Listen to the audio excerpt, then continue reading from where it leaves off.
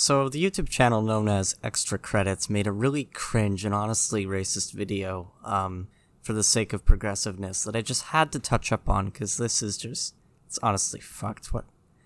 I don't understand their point of view in this video. If someone can clarify it, please do, but it just seems very illogical to me personally. So anyways, let's get to it.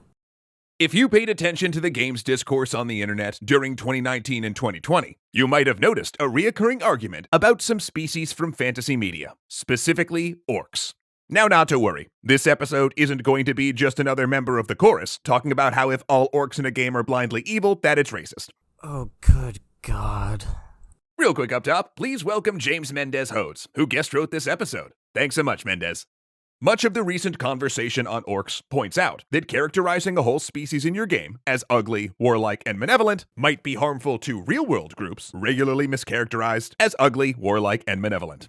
Wait, but how? It's a fictional world, and within the confines of this fictional world, they really are all of those things.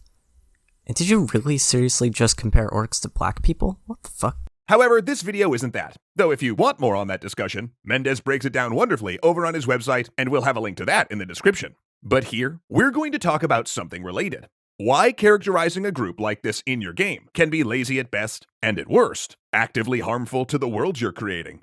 When designing a game's world and populating it with fictional species, a designer might be tempted to differentiate them from one another by certain inalienable qualities, like their moral alignment, violent versus peaceful, law versus chaos, good versus evil, and the like.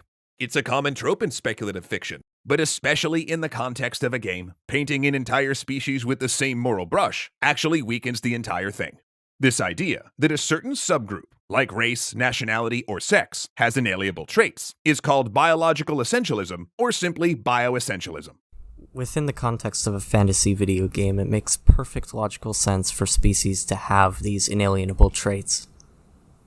I just don't understand why you need to compare this to real-world races. Now, chances are, if a game is set in the real world, that the designers are avoiding these tropes because they aren't real, as multiple fields of societal and hard science can readily prove to you. But speculative fiction offers us an opportunity to reify or make real various things which don't exist, or to exaggerate things which do.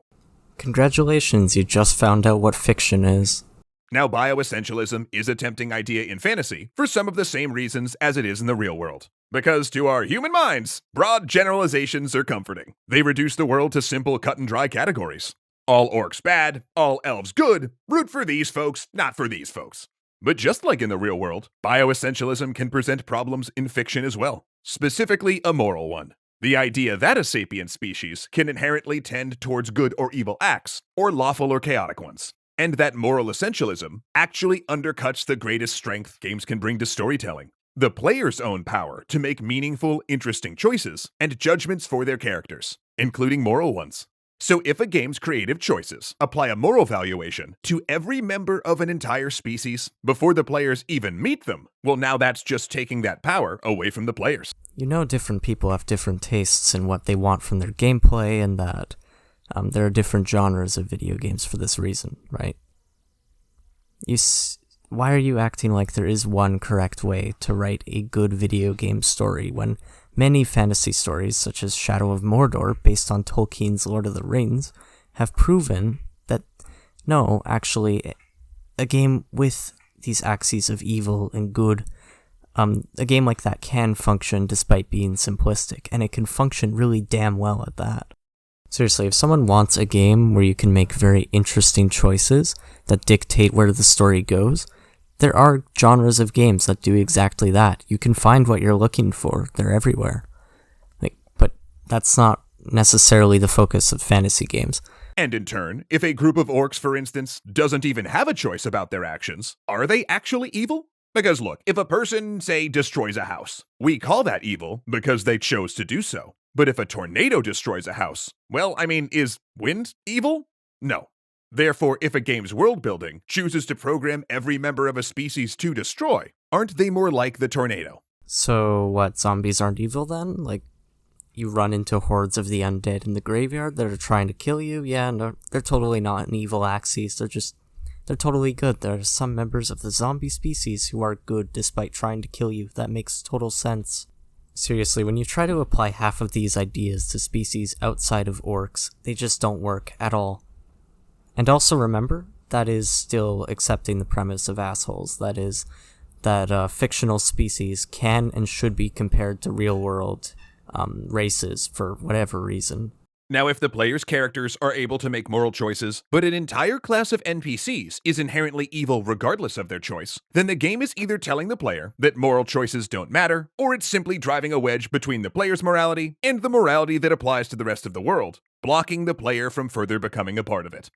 One element within fantasy video games that's typically a huge part of the plot is that of fate, right?